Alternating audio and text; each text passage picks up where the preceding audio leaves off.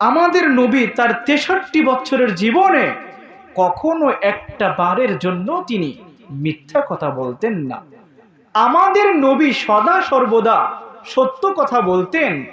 আমাদের নবী সত্যবাদী হওয়ার এই সার্টিফিকেট কোনো মুসলমান দেয় নাই, দিয়েছে স্বয়ং মক্কার কাফের এবং মুশরিকরা। কোনো একদিন সকালবেলা নবীজি পাহাড়ের উপরে উঠে তিনি ঘোষণা দিতে লাগলেন, ইয়া সবাহ, সাবধান। সমস্ত মানুষ চিন্তা করতে লাগলো, এত সকালবেলা মুহাম্মাদুর রাসূলুল্লাহ সাল্লাল্লাহু আলাইহি ওয়াসাল্লাম কোন জিনিস থেকে আমাদেরকে সাবধান করছে। সমস্ত মানুষ পাহাড়ের নিচে এসে একত্রিত হয়ে প্রশ্ন করছে, ভাতিজা, কোন জিনিস থেকে তুমি আমাদেরকে সাবধান করছো?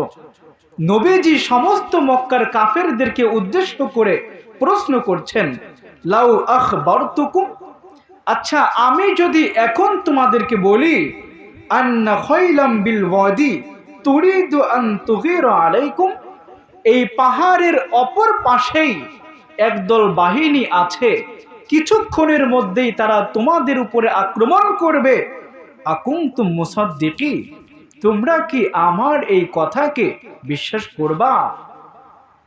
মক্কার কাফের এবং মুশরিকগণ উত্তর দিচ্ছে, ক্বালু নাম, ভাতিজা কেমন কথা বলছো তুমি, কেন বিশ্বাস করব না? মা জাররাবনা আলাইকা ইল্লা সিদকান, আমরা তো কখনো কোনোদিনও তোমার মুখ থেকে একটা মিথ্যা কথাও বলতে শুনি না। আল্লাহু আকবার। আমাদের নবী যে সত্যবাদী, এই সত্যবাদী হওয়ার সার্টিফিকেট দিচ্ছে স্বয়ং মক্কার কাফের এবং মুশরিকরা। দুঃখজনক ব্যাপার হলেও সত্য, সেই নবীর উম্মত হয়ে মিথ্যা ছাড়া যেন আমাদের দিনই চলে না, ঠিক কিনা? ব্যবসা বাণিজ্য থেকে নিয়ে শুরু করে আমাদের ওঠা বসা, প্রত্যেকটা কাজে কর্মে, প্রত্যেকটা ক্ষেত্রে আমরা মিথ্যা বলছি। একজন ব্যক্তিকে ফোন দিয়েছি, ভাই কোথায় আছো তুমি? ফোনে বলছে, এই তো মাত্র ছোট ব্রিজে নামলাম, অথচ সে এখন পর্যন্ত গোয়ালন্দ মোড়ে আসে নাই। এমন বন্ধু আছে না নাই? এমন আছে, ফোনে বলে আছে এক জায়গায়, তবে বলে আমি এখন অন্য জায়গায় আছি। অথচ নবী করিম সাল্লাল্লাহু আলাইহি ওয়াসাল্লাম বলছেন, ইয়াকুম ওয়াল কাযিব, তোমরা সদা সর্বদা মিথ্যা থেকে দূরে থাকবা, কারণ ফাইন্নাল কাযিবা ইয়াহদি ইলাল ফুজুর, এই মিথ্যা তোমাদেরকে পাপাচারের দিকে নিয়ে যাবে, এই মিথ্যা তোমাদেরকে ধ্বংসের দিকে নিয়ে যাবে। ওয়া ইন্নাল ফুজুরা ইয়াহদি ইলান নার, আর পরকালে এই মিথ্যা তোমাদেরকে রব্বুল আলামিনের জাহান্নামের মধ্যে নিক্ষেপ করে ছাড়বে। প্রিয় ভাইয়েরা আমার, এই জন্য মিথ্যা আমরা বলবো নাকি ছাড়বো? মিথ্যা বলবো নাকি ছাড়বো? যদি আমরা মিথ্যা বলি আমাদের কি ক্ষতি হবে? যদি আপনাদেরকে প্রশ্ন করি, বলেন কোন ব্যক্তির মুখে সব থেকে বেশি দুর্গন্ধ? আপনারা কি উত্তর দিবেন? বলবেন, হুজুর, যেই ব্যক্তি দাঁত বিরাস করে না তার মুখে সব থেকে বেশি দুর্গন্ধ। অথচ কোন ব্যক্তির মুখে দুর্গন্ধ বেশি?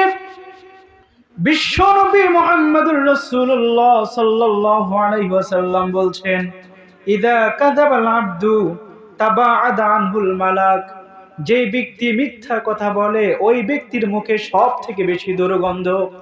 নবীজি বলছেন, যখন একজন ব্যক্তি মিথ্যা কথা বলে ওই ব্যক্তির মুখ থেকে এত পরিমাণ দুর্গন্ধ বের হয়, ওই ব্যক্তির সাথে যেই সমস্ত ফেরেশতাগুলো থাকে তার মিথ্যা কথার দুর্গন্ধে ফেরেশতাগণ তার দৃষ্টি সীমানার বাহিরে চলে যায়। কি পরিমাণ দুর্গন্ধ বের হলে যে ফেরেশতারা তার দৃষ্টি সীমানার বাহিরে চলে যাচ্ছে। মিথ্যা বললে দুইটা ক্ষতি হয়। কয়টা ক্ষতি? কয়টা ক্ষতি? এক নম্বর ক্ষতি হচ্ছে আমাদের এই পবিত্র জবান এটা অপবিত্র হয়ে যায়।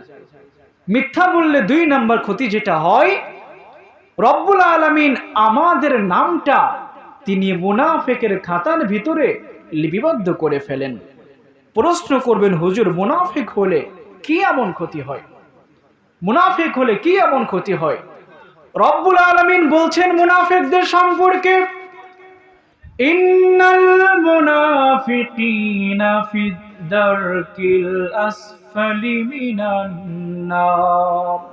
রব্বুল আলামিন বলছেন অবশ্যই পরকালে মুনাফিকরা থাকবে জাহান্নামের একেবারে নিকৃষ্ট স্থানে।